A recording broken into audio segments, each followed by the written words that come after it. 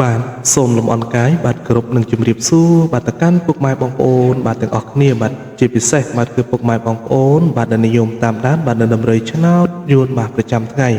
បាទឬក៏យើងហៅថាឆ្នោតវៀតណាមបា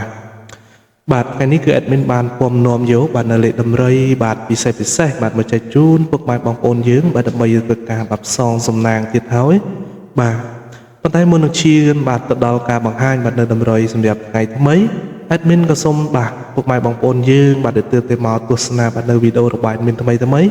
បាទសូមជួយចុច subscribe ម្នាក់មួយបាទព្រមទាំងចុចសញ្ញាកណ្ដឹងបាទព្រមទាំងចុច like បាទឬក៏ comment ពាក្យថាហេងបាទឬក៏168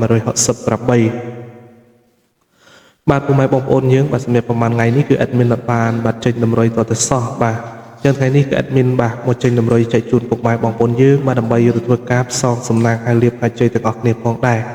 បាទតោះកុំឲ្យខាតពេលវេលាដ៏មានតម្លៃយូរបាទយើងទៅមើលលេខសំណាងរបស់យើងថ្ងៃនេះទាំងអស់គ្នាបាទចំពោះលេខត្រេង2ខ្ទង់បាទសម្រាប់ប៉ុស A ប៉ុស B ប៉ុស C ហើយនិងប៉ុស D បាទ admin បានរៀបចំទុកជាជូនពុកម៉ែបងប្អូនយើងបាទថ្ងៃនេះបាទរួមមាន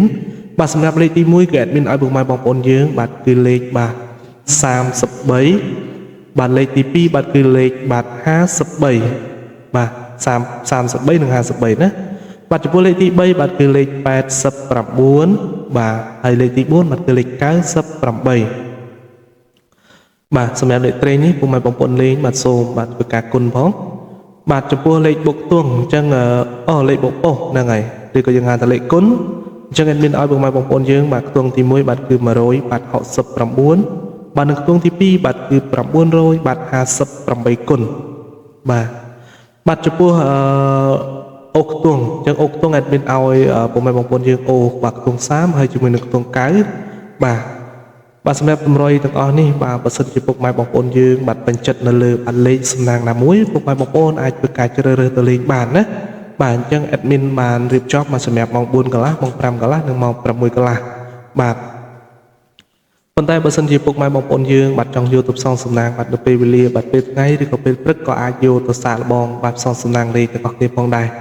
បាទអញ្ចឹង admin មានតែប៉ុណ្្នឹងទេបាទសម្រាប់ថ្ងៃនេះពុកម៉ែបងប្អូនអញ្ចឹង admin ក៏បានបាទឈានមកដល់ទីបញ្ចប់ផងដែរ